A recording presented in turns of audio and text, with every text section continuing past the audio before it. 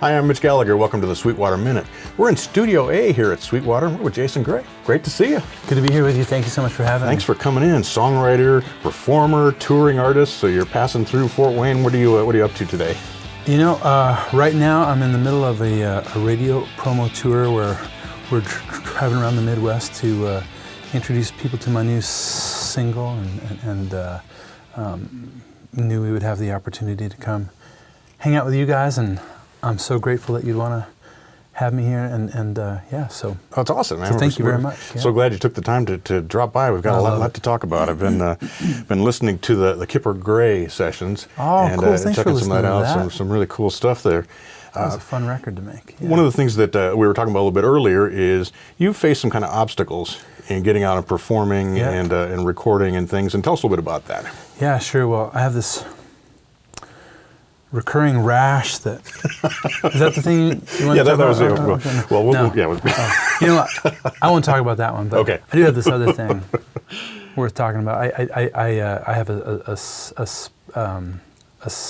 speech handicap known as stuttering.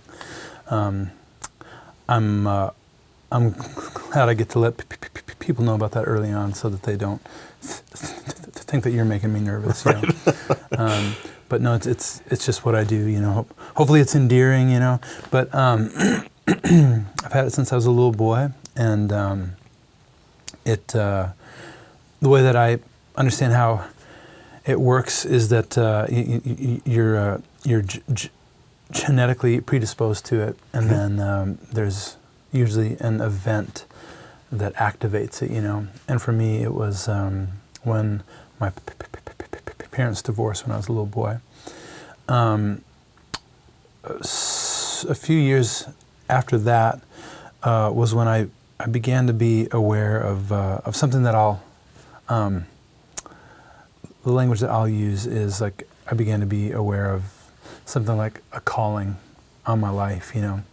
I remember I was walking home from school as a third grader and having a sense that I think I'm supposed to make music. I think that's why I'm on planet Earth, you know. And there's a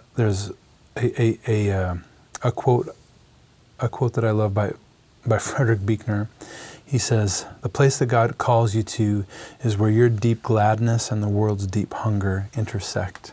Nice. And I always felt lucky that I had an idea of that place at a young age. But it was complicated because I had a speech handicap, you know. So I used to argue with God about it, saying, "You can't make me your spokesperson until you make it so I can speak." And so I'd argue with him about it, and maybe some of you have had this experience, you know, when you tell God that He can't do something. It's kind of like a dare that He can't resist, you know. And so, hey, that's why I do. That's why I do what I do, because I lost a dare with the Lord, you know. But you know, very early on, I thought, oh, I can see how this is going to go. What's going to happen is I've got this calling on my life, but I'm afraid to do it because I have the speech handicap. But I'm going to step out in faith, and I'm going to do it anyway. And God's going to see that, and then because of my faith, He's going to heal me, and that'll be my story, you know.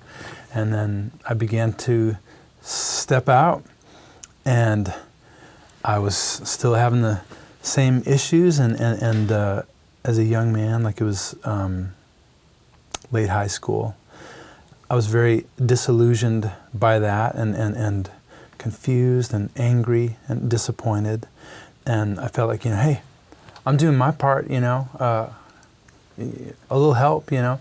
And at the time too, I was a part of a church that communicated that if I only believed more, maybe I could be healed, or it was because of some kind of sin in my life, you know. Mm-hmm. And so there was confusion and frustration and shame all rolled into all of that. But I couldn't not make music, so I kept doing it.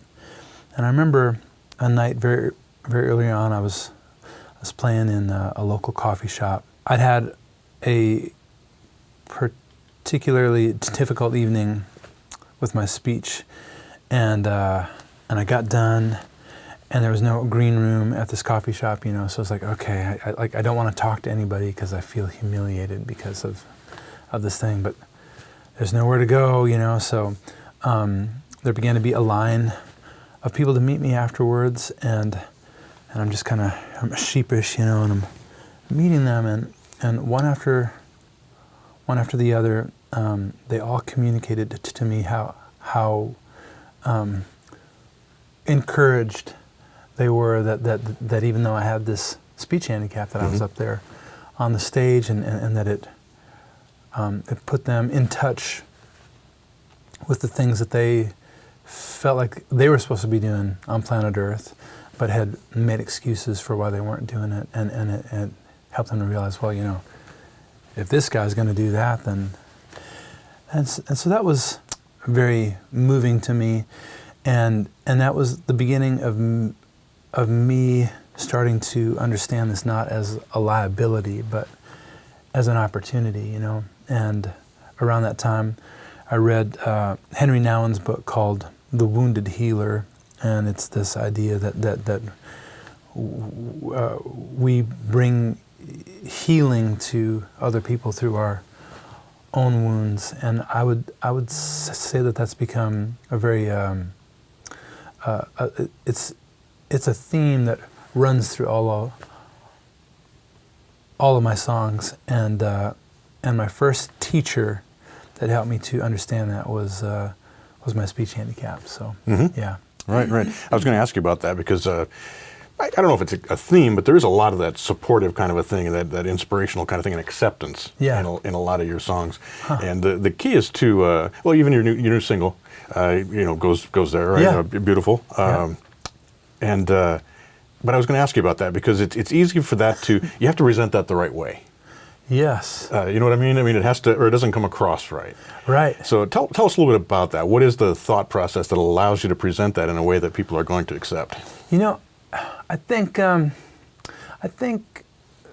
gift of a speech handicap and doing what I do is that I get to talk about the value of weakness and brokenness, a topic that can be scary or go to scary places, but speaking about it in the context of a speech issue isn't scary. In fact, it's kind of inspiring, probably, you know, and so it has allowed me to go there in a way that feels very safe for the audience, and you know, one of the things I say to my audience all the time, like at the beginning, I'll explain that I have a speech handicap, and I'll make a joke with them, and I'll say, and I bet that if you didn't know this before about me, I bet that now that you know it, it makes you like me just a little bit more, you know? Right. And they usually clap and say, "See, yeah, right. I knew it." And I knew that because I know that if I got to hang out with you and I got to know a little bit more about your weakness and your brokenness, it'd make me like you more too, you know? And that's because our weakness makes us a safe place for each other. Our strengths, our competencies are great. I've got no contempt for that. I'm grateful for the few strengths I have, you know, but our strengths so often tempt us to compare ourselves to each other. But our weakness, like when you are open and transparent about your brokenness, it makes me feel like, oh, he's not perfect either. That means I can stop pretending and stop hiding, and I can actually bring my heart to a moment like that. And that's holy ground, you know? And I think my speech handicap is a shorthand for that kind of vulnerability. I've experienced how it just immediately creates a safe space in the room, you know? Right. So it hasn't been hard to present it in that way. But the challenge a little bit with it is there is something cool and romantic about a person with a speech handicap who gets on the mic anyway. And there's something, it's useful to an extent. And so over the last year, I wrote a new song kind of exploring these ideas again. It'll be on my next record. It's called Bring It All. And where I wanted to talk with my audience about how, I want to talk about some imperfection of mine that's not cool at all. It can't be romanticized, Okay, so here's a weakness about myself that I really don't like and I'm embarrassed about. I'm very insecure and I'm a people pleaser. I really want you guys to like me. And I wish I wasn't, because that can make me weak at times. And I wish, all my life I've wanted to eradicate that from my life. But I'll tell you what, with our weaknesses, most of the time, the moment you can just accept them, it becomes a gift. And the gift of my insecurity and my people-pleasing is something like this, that I believe I've been entrusted with something to say to you. And the fact that I care what you think about me makes me better at my job. Mm-hmm. Because I'm insecure and I'm a people pleaser, I'm very tuned into the room and I can feel when I'm losing you. And when that happens, I know to throw in a joke or change up the songs, and then I get you back and then we keep going. So it's very useful. If I were more healed and more whole, I wouldn't care as much about what you think about me. Right. And I'd play whatever I want, but I need my insecurity. I need my people-pleasing to be better at my job, and now it's become a gift that I can make good use of. So sure. Those are the ways I talk about it now. So right. So it's one thing to get on stage and to present this and be as honest as you are about everything. But I was very intrigued when I was reading about your songwriting process that one of your approaches is to think about the thing that you're most afraid to talk about. Wow. And use that as a topic. Yeah. Tell us about that, because that means letting go of your ego. It means being fearless with that, right? Yeah. Thank you. I love it that you know these things about me. Wow, cool. It means you care. So, yes, exactly. I just, when I walk into a writing room, I just don't want to waste anyone's time, including my own. And I want to get to the heart of things, Those are the kind of songs that I love, so those are the kind of songs I want to write, Mm-hmm. Those kinds of songs have helped me, have changed my life, have aided in my own transformation. That's where the gold is. So how do we get to that, And my experience is that the shortcut there is to ask myself, what am I most afraid of today? Let's talk about that, Right. It just something about that kind of risk-taking and vulnerability in the DNA of the creation of the song, I think translates, Mm-hmm.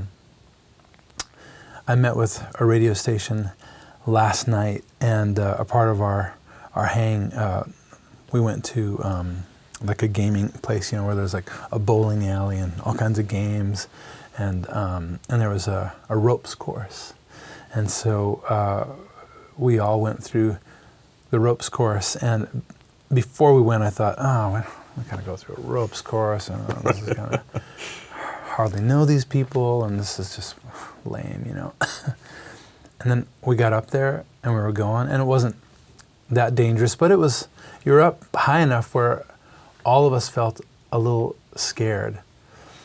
And we got through it and came out, and I recognized, I feel closer to everybody because we shared in that kind of experience. Being scared or taking a risk promotes intimacy, I guess, you know. And I think that's true in the creation of songs, and I think people can hear it, or they can taste it in a song. You know, right. like if you really risked something. So, yeah. Right, right. But you also said that you can't really talk authentically about a chapter of your life, whether a difficult chapter or not, until that chapter's closed and you've moved on. Wow. Yeah. So how does that relate back to what that topic? I just want to say that I usually don't get asked these quality of questions in an interview, so this is wonderful. You know, I used to kind of have some contempt for the way that we would talk in church. And I started to think like, you know, okay, sure we have these people telling their testimonies all the time about, you know, I struggled with this and now I don't anymore. And I thought, how come we aren't talking about the things that we're struggling with right now? Mm-hmm. You know, like how come I can't talk about I struggled last night with what I watched on my TV in my hotel room, you know, and how come we can't talk about those things, you know, what is happening now in the moment. And I was talking with one of my mentors about it, and he said this wonderful thing that helped me understand it. His name is Wanderin Jr. He actually lives in this area, and he's written some wonderful books. And what I love about his writing is that he's always the bad guy in his stories. Like he's very self-revealing about his own pettiness and shortcomings, and in doing that, I feel like he gives us an opportunity to see what the grace of God looks like in a real person's life, you know. So I was asking him about the whole thing I was just talking about, and he said, yes, you can reveal these things about your story, but it's best to wait until the chapter closes, because then you have something to give to people. If you speak about something before the chapter is closed, you may not mean to, and you may not realize it, but when you do that, the audience experiences it as you are asking them for something. Mm-hmm. It comes off as an ask for support or sympathy or whatever it is, even if you don't mean it to be that. You know, if you're just trying to connect and be real, the only way that they'll know how to interpret that or respond is either with support or, you know, sympathy or those things. And so when you do that, it's requiring something from your audience. But if you wait until the chapter closes, then you have something to give them. And I just thought that was a very meaningful insight, you know. And so I've adopted that way of communicating now. You know? So right, yeah. Yeah, it's a very interesting approach to the topic of whatever you're writing about, the songwriting. So the next phase of the process is, so you've written the song, now you have to get it into a format that can be recorded and go through the recording process. Tell us a little bit about that process. Ask me more about what you mean by that. So I'm assuming you have an acoustic guitar and a vocal kind of a thing, and now we're going to go into the studio and produce this. And for example, in the Kipper Gray sessions, it's a little different production style than you've had on some of your other things. So how do you make those choices, and how do you work with the producer on that? Yeah, it's changed so much over the years. You know, used to be me working on a song on my own, on my guitar, or maybe with one other songwriter, and we get some kind of version of it that would work to play acoustically. And I always liked that, because I believed if a song worked in this stripped down form, then it would work if you expanded on that, you know. Mm-hmm. Whereas I was always suspicious of writing a song hoping we could work out issues later on in production, you know. I'd rather make it work like this, and then build on that. But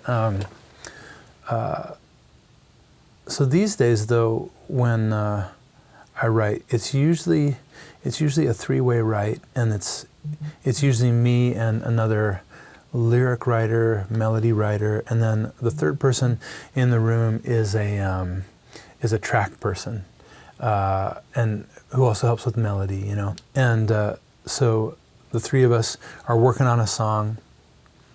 We're usually working on the lyric while the other person is building a track, you know, and that becomes the demo. And that's what we turn in to the label. And it's usually a demo that is developed enough that it's like, oh, I think that's what it's going to sound like, basically, on the record. And these days now, whoever I wrote the song with kind of ends up becoming the producer of it, you know, because they've already made the demo. I miss the days of working with one producer who kind of saw everything all the way through. I like that way of making music. The Beatles had one producer for their whole career, you know, but this new model, I'm enjoying it for now, you know, and the benefit of it is that if you're working with 10 different producers, that song gets their individual attention. Right. And they're kind of competing with each other too, because they don't want to have the lame track on the record, you know, and stuff. So there are positives to it. Sure. As well. And they were there for the creation of it, and so, yeah. So that's kind of how it works now. Before that moment, though, I'm usually like collecting ideas in my own mind, or, you know, recording things into my phone.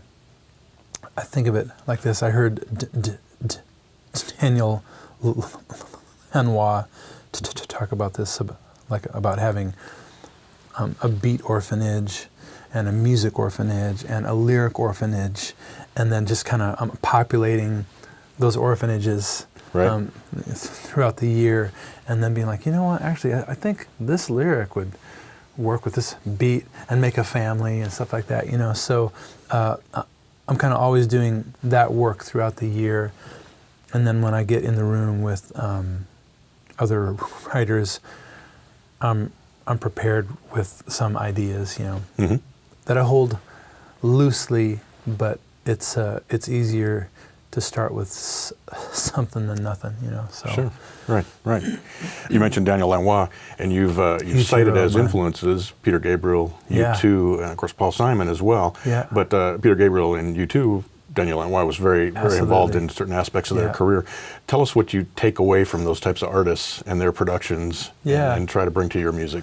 You know, early on with Peter Gabriel and Paul Simon, you know, like, I discovered them when they were introducing a lot of multicultural kind of music into pop music, you know, and I was just thought, wow, this is amazing, you know. So I was drawn to that, and U2 just sang with such a combination of vulnerability and authority and passion, you know, and so I just love those songs. And there was something about all of their songs. All three of those artists are mining truth. Like they care about truth and want to get to the heart of the matter, you know. And that was also how I discovered Daniel Lanois, because I saw his name on their records, you know. And Lanois' thing, I'm sure you've heard his music and stuff, and if you haven't, you should look up Daniel Lanois, Lanois, and the thing about him is his stuff just it's so emotional feeling, like he's tapping into something. Like, it's not about technique for him. He has technique, but it's more about tapping into that transcendent aspect of music. He calls it soul mining, you know, and that's how I experience his music. It's just on another level, you know. So, which is also what he called his book, which is a soul mining. I love that book. The book as well. Yeah. Speaking of producers, we've mentioned the Kipper Gray sessions several times, and you're working with a brand new producer, right? Who's starting to make their mark in the industry. Tell us about that. Well, he's my son, right? And he's 22 now, and you know, it started out because I'd written a song called "Becoming," and it's the same 4 chords over and over again, and the song is supposed to keep terracing up, you know, and becoming bigger and bigger and bigger. And I wrote the song, and I was really proud of the song, and I really wanted it to make my next record, but I was like, and there wasn't a track guy in the room when I wrote that one. And so, like, how do I convey to my label what I think this song is supposed to be? I don't know if I can do that on an acoustic guitar. And my son is brilliant, and he needed, you know, and I was happy to pay him too, because he also needed some money, and you know, right. I thought, well, here's a way that I can help him out, and he can work for it too, and he's great. Like, I'm not doing him a favor in that, you know, because he's more than competent, and so he did that, and it turned out so cool, and I turned it into the label, and they heard it, and they're like, wow, you know. And then it was, you know, we began to be aware, like, oh, maybe this is a thing, and we should be curious about it. And you know, when I began to be aware that he was interested in making a career in music, I thought, this is great, I can help him. I've got connections, I understand the industry. And then it wasn't long before it was clear that he didn't need my help at all. You know, like, he was making a name for himself all on his own as a producer and a songwriter and all those things. And then it became clear, like, maybe actually I need his help. You know, like, he could cool me up a little bit, you know. And so I wanted to make a proposal that we should do a project with each other. And that's kind of tender territory, because, you know, father and son, like, that can be complicated. So I wanted to be very careful in the way that I worded things, you know, and so I came up with a proposal, and I came to him with it, and it was basically, you know, hey, you know, I floated you for like 18 years, and you owe me. And so we agreed to make a record with each other, and so that was a great experiment too. He played all the music on the record except for one guitar part, which was that from the song I mentioned, and it was just great. He's so good at what he does. I had to make sure that I didn't play the dad card too much, you know, but we recorded it in his dorm room. I recorded the vocals in the closet. It was super hot in there. Like, his clothes were all around me, and I had to hold the door closed while I sang, you know. And he didn't let me get away with my old way of singing things, like my old tricks, you know. And he made me sing things differently than I normally would. So he kind of updated my singing style, you know, and it was great. Yeah, just a great experience. Yeah, it came out great, and that's a real world, you know, that's today's way of recording, right? Yeah, I mean, we're absolutely. not necessarily in a studio like this. I mean, it's great to have access to these studios and to use them because they're wonderful. Yeah. But a lot of music gets made in dorm rooms and apartments and houses and garages. On his laptop, yeah. Halfway through, like, he was using my old laptop, and it would just crash all the time. Like, we'd do a whole take and then lose it because it crashed. So as his graduation gift, I got him a brand new top of the line MacBook Pro. Here, this is for you.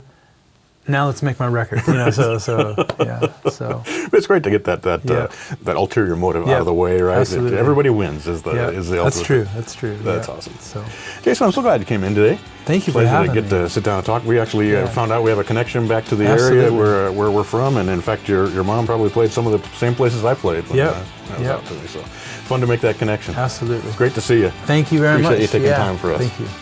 And thank you for joining me for the Sweetwater Minute. I'm Mitch Gallagher.